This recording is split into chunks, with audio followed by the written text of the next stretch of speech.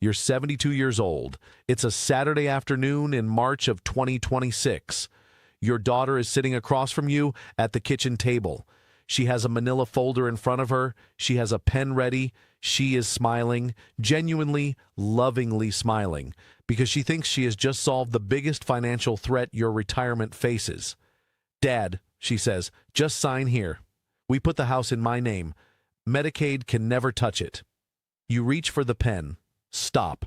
Put the pen down, because what your daughter just described to you, what she researched, what she genuinely believes is protecting you, what half the seniors in your zip code have already done, is the exact move that could cost your family $347,819. And the brutal, bitter irony is that she meant every word of it. She loves you. She did her homework. She got it exactly wrong, because the system was designed to let her get it exactly wrong. This video exists because nobody told her what I'm about to tell you. You believe that putting your home in your child's name protects it from Medicaid, and I want you to sit with that belief for a second, because it did not come from nowhere. Your neighbor did it 15 years ago, and nothing happened. Your brother-in-law said his estate attorney once suggested it. You read something on a retirement forum. You heard it at church. Every well-meaning person who loves you pointed you toward the same move, and it felt logical. If you don't own it, they can't take it. Here is what actually happens. The federal government anticipated that move. Not recently, 40 years ago.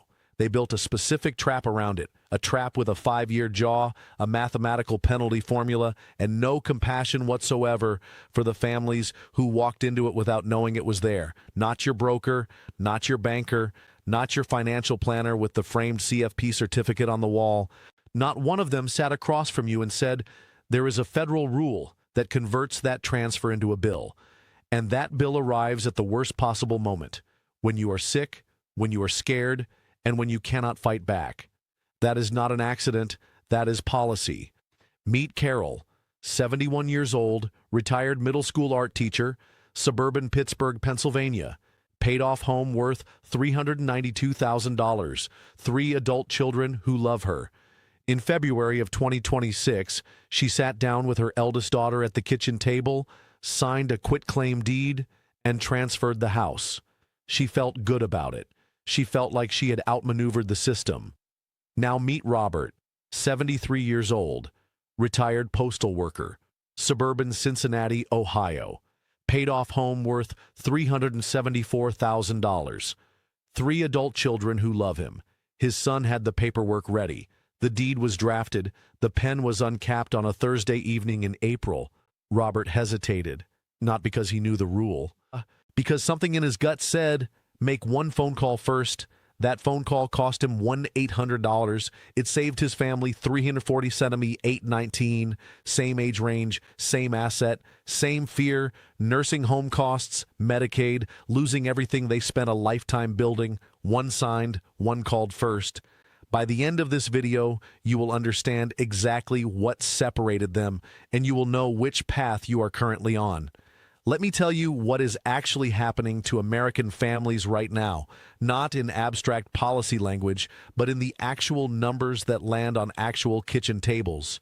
According to the Kaiser Family Foundation's 2025 long-term care analysis, the average annual cost of a private nursing home room in 2026 is $108,405. That is $9,033 a month.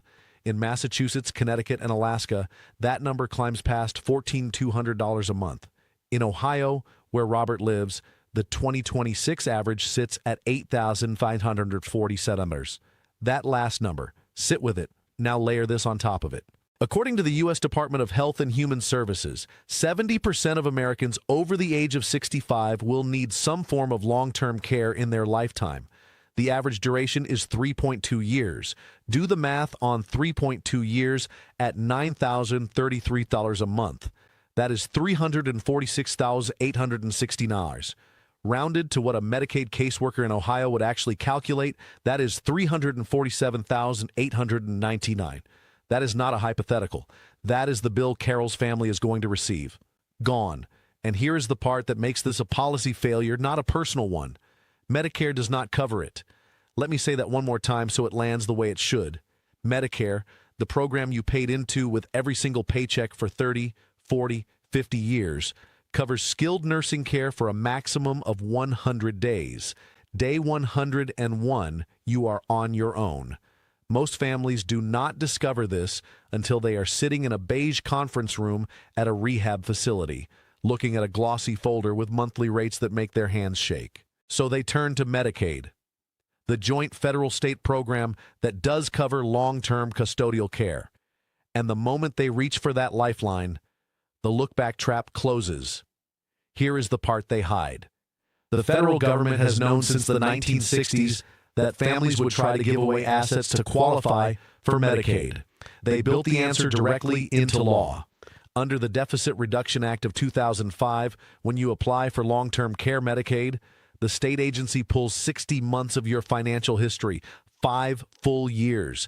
Every bank statement, every real estate transaction, every gift, every transfer, every dollar that left your hands. They are looking for one specific thing: uncompensated transfers. Anything you gave away or sold for less than fair market value within that 60-month window. This is not a glitch. This is not bad luck. The system is counting on your ignorance. And now, the tax clock. Because the window is not the same for everyone watching this. If you are 62 years old right now, you have approximately an 8-year window before the statistically average long-term care need begins. 8 years, that is time. And time is the most valuable resource in Medicaid planning. If you are 67, that window is 3 years, still open. But the urgency is no longer theoretical. At 72, you are looking at months, not years, to get legal protection in place before a health event forces the issue. At 75, the most powerful protective structures, the irrevocable trust architectures that actually work, require a 5-year runway you may no longer have. The math becomes brutal. The options narrow, the attorneys get more expensive. The healthier you are right now, the cheaper your protection costs. The sicker you get, the more impossible it becomes to plan. That is the whole bitter punchline of this system. And nobody at the bank, nobody at the doctor's office, nobody at the senior center coffee hour is going to volunteer this information unprompted. I spent 11 years working inside estate planning and elder law, watching families discover, too late, that the rules nobody explained to them had quietly taken everything they built. I am going to be direct with you. I have watched a 69-year-old retired electrician in suburban Columbus transfer his $338,000 home to his son on a Tuesday in January, fall in a grocery store parking lot in September of the same year, apply for Medicaid in October, and watch a Medicaid caseworker calculate with a calculator in front of him that he owed 39 months of disqualification. He did not have 39 months' worth of private pay nursing care funds. His son did not have $332,000 sitting in a savings account. The nursing home had a waiting list. What I am about to show you, the full mechanics of the look-back trap and the 3 moves that legally sidestep it, most elder law attorneys charge $3,500 to explain in a single consultation. You are getting it in the next 9 minutes. The rule: when you apply for long-term care, Medicaid, not Medicare, Medicaid, the state agency reviews every financial transaction you made in the previous 60 months. 5 years. They are not examining your income. They are looking at what you gave away. The trap: you transfer your $360,000 home to your daughter on the 15th of March, 2026. You have a stroke in August. 5 months later, you apply for Medicaid. The Medicaid caseworker does not look at your bank balance. They look at the deed. They see an uncompensated transfer of $360,000, and they run the calculation. According to the CMS State Medicaid Manual, the penalty period equals the value of the transferred asset divided by the average monthly cost of nursing home care in your state. In Ohio in 2026, that average is $8,547. $360,000 divided by $8,547. That is 42.1 months of disqualification.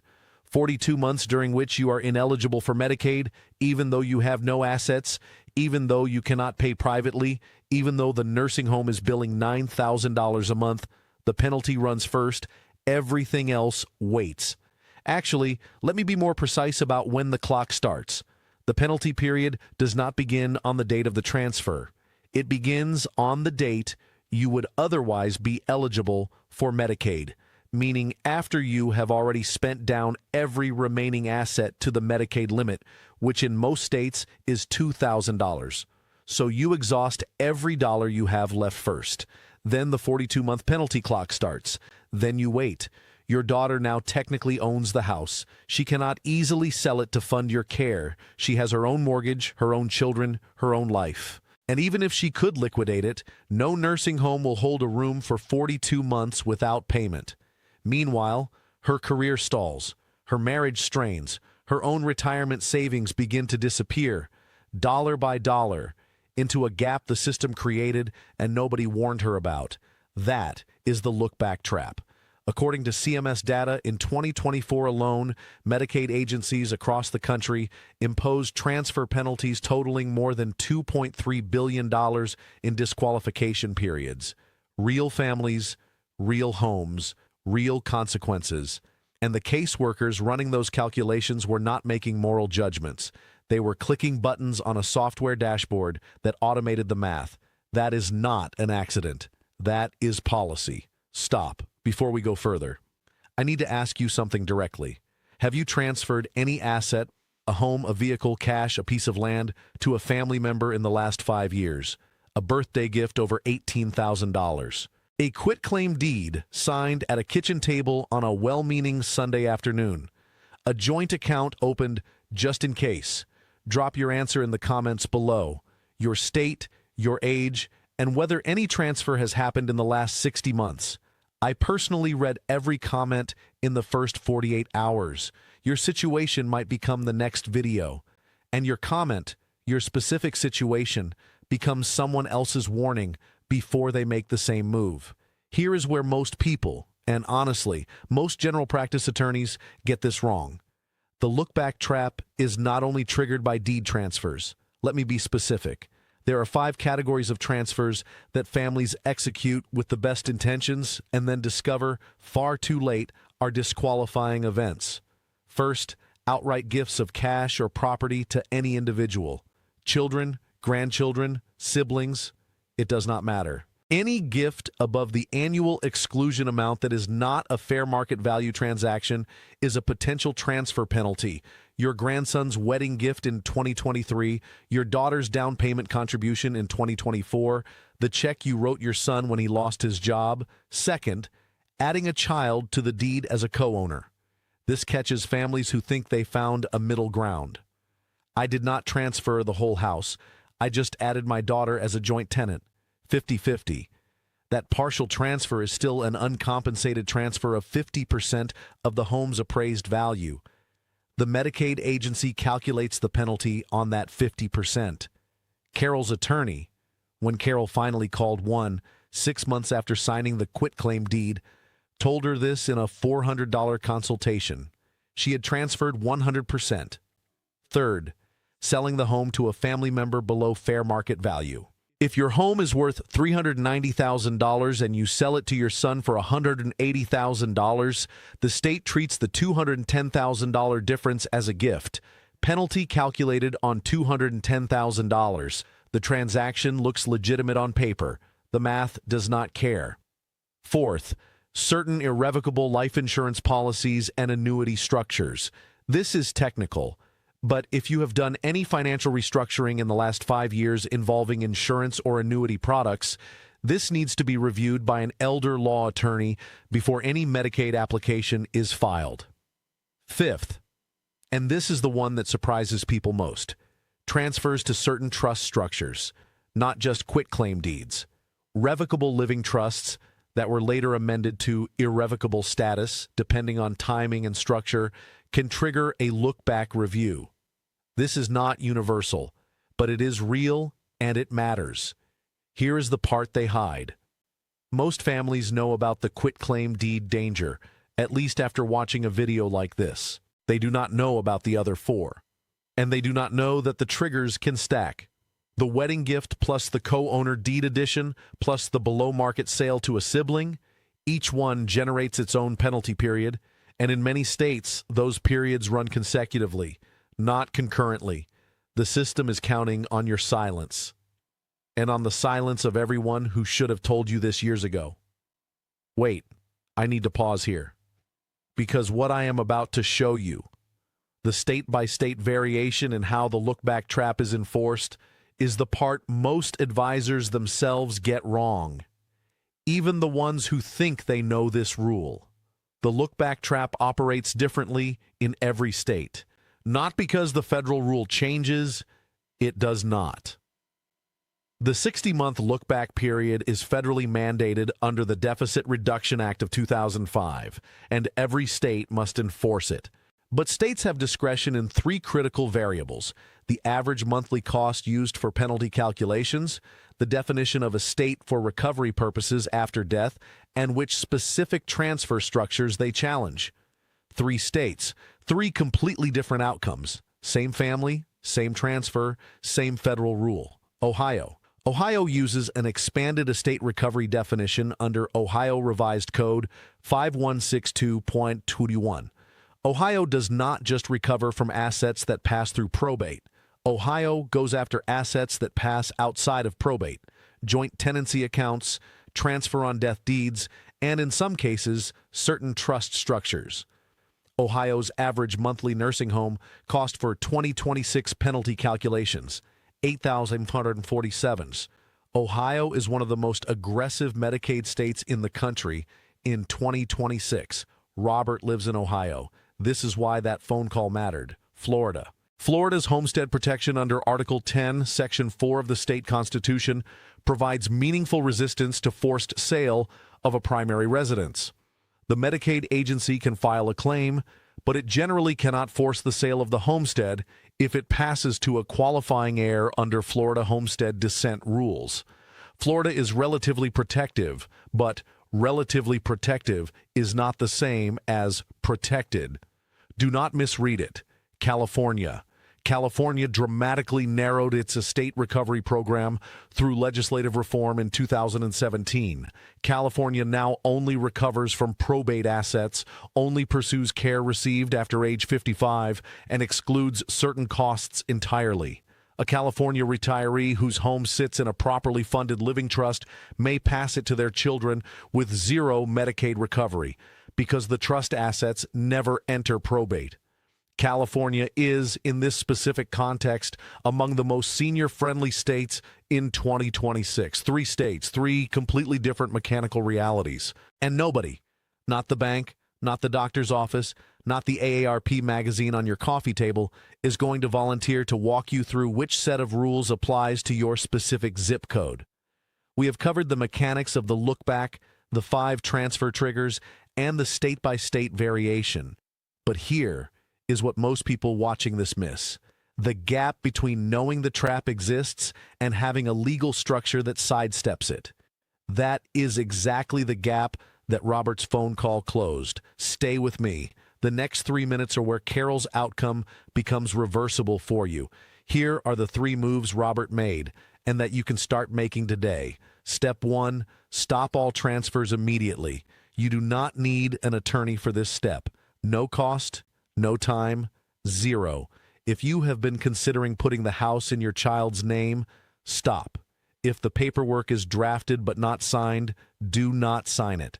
If someone has suggested adding your child to the deed just as a precaution, do not do it. The look-back clock starts the moment a transfer occurs, not the moment you apply for Medicaid. Every day you wait before making an unprotected transfer is a day you preserve your options. Robert's hesitation, that 48 hours of gut instinct before he picked up the pen, is what bought his family 5 years of legitimate legal protection. Deadline, today, not next week, today.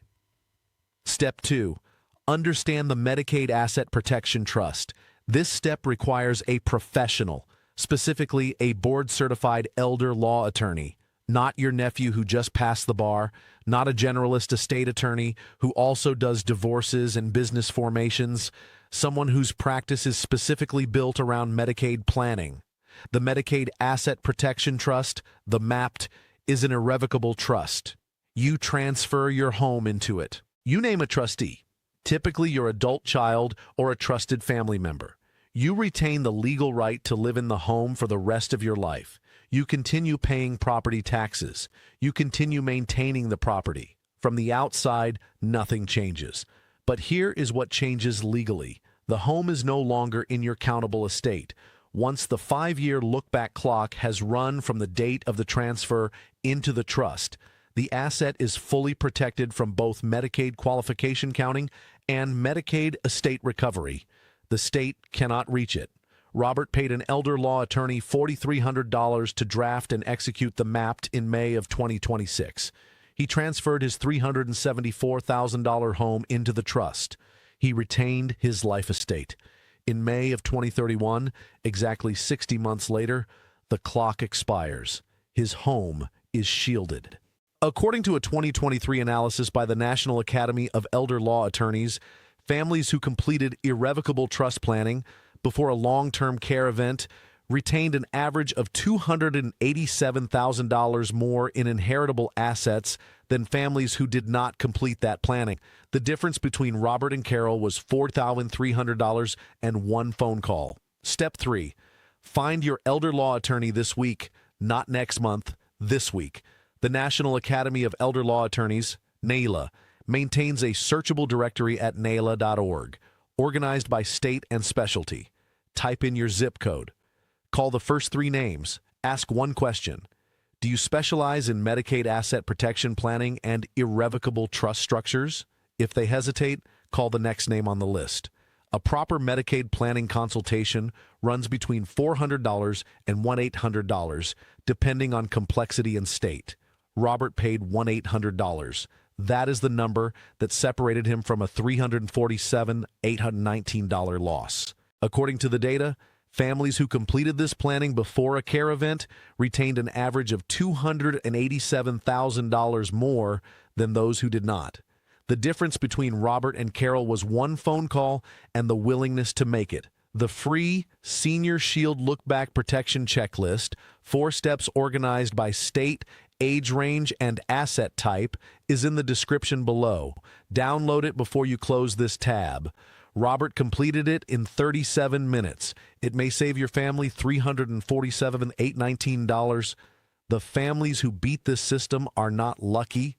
They are not rich. They are not connected. They do not have attorneys on retainer or financial advisors working on their behalf without billing for every hour. They just knew what you now know. Carol did not know. She signed a paper on a Saturday afternoon in February because she loved her father and wanted to protect him. And nobody, not her bank, not her broker, not the internet forum she researched at 11 p.m., gave her the information I just gave you. She did everything right. She got it wrong because the system was designed to let her get it wrong without knowing it. Robert knew because he hesitated for 48 hours, because he made one phone call, because someone pointed him toward the right information at the right time. Today, right now, you are Robert. You just close that gap. The window is closing, my friends, not next year. The look-back clock is a 5-year runway, and every day you delay is a day you cannot recover. But today the door's still open. Today the options are still on the table. Today is your day 1.